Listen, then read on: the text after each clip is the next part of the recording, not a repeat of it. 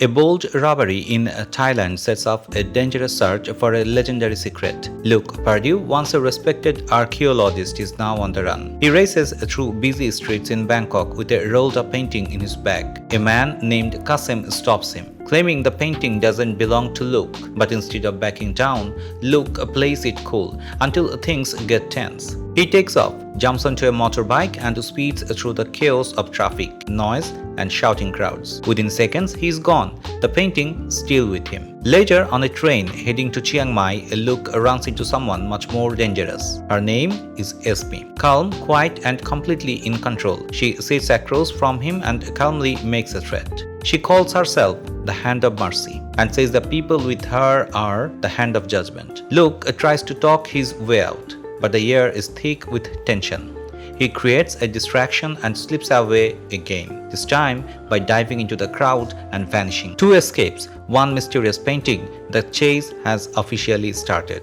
Back in London, Luke shows up uninvited at his sister Charlotte's place. She is a museum curator, trying to stay strong through a divorce and fighting to keep custody of her son, Thomas. Luke makes things worse. He is still Rembrandt's head of Christ from her museum and forces her to run with him, along with his two close friends, Murphy, who is sharp and clever, and Deb, who is tough and loyal. Charlotte is angry and confused, but Luke finally tells her the truth. Their late father believed in the fountain of youth. Luke now believes it too, and this painting might hold the key. Charlotte's problems get even bigger. Inspector Jamal Abbas from Interpol questions her. She loses her job and her good name. Then she meets Owen Carver, a billionaire who says he is dying. He is paying for Luke's search and offers Charlotte a deal. Help them find the fountain and he will give her the best lawyer to help win her son back. Charlotte doesn't trust any of it, but for Thomas, she agrees. Still, she admits something important. The Rembrandt Luke stole is fake. The real painting, she says, went down with the RMS Lusitania 100 years ago. Off the coast of Ireland, the team brings up a broken piece of the sunken ship. Inside a rusted safe, they find the original painting. Just as they do, Esme shows up with her team. A fight breaks out in the flooded wreck, and gunshots echo around them. The walls begins to collapse. Luke and Charlotte escape just in time with the painting. They return to London. The painting leads to another clue, an old misprinted Bible known as the Wicked Bible. But trouble follows. Abbas raids their hideout, and then the Thai criminals attack. Gunfire, yelling, and confusion. Murphy and Deb fight to protect the team. Luke runs. Charlotte escapes with Thomas to Vienna, hoping it's all over, but it isn't. In the Austrian National Library, Charlotte studies the Wicked Bible. She is still unsure until Thomas spots something. There are hidden music notes in the pages. It turns out to be an ancient song about the seven wonders.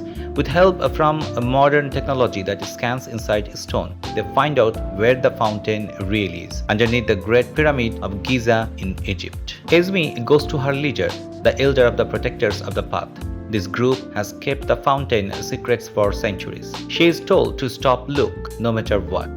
In Cairo, Carver's private army locks down the pyramid. He forces Luke and Charlotte to open a hidden tunnel. Abbas shows up with Interpol agents, but they are no match for the guards.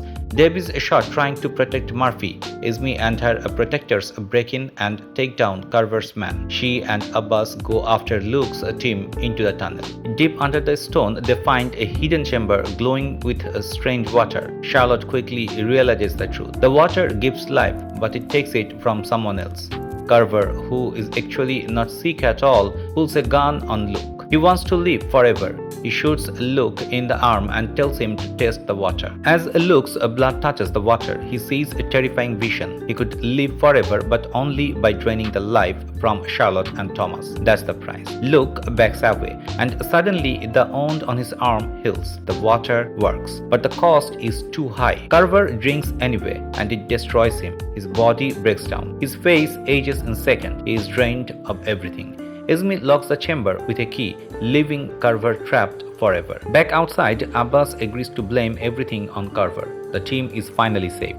Esme shares one last moment with Luke. A quick kiss, a quiet warning. If he keeps chasing forbidden treasures, they will meet again. As the sun rises over the desert, Charlotte holds Thomas close. Murphy helps Deb into a medical truck. Luke stands still, watching the light hit the pyramid. The secret is buried again, but the world is still full of mysteries.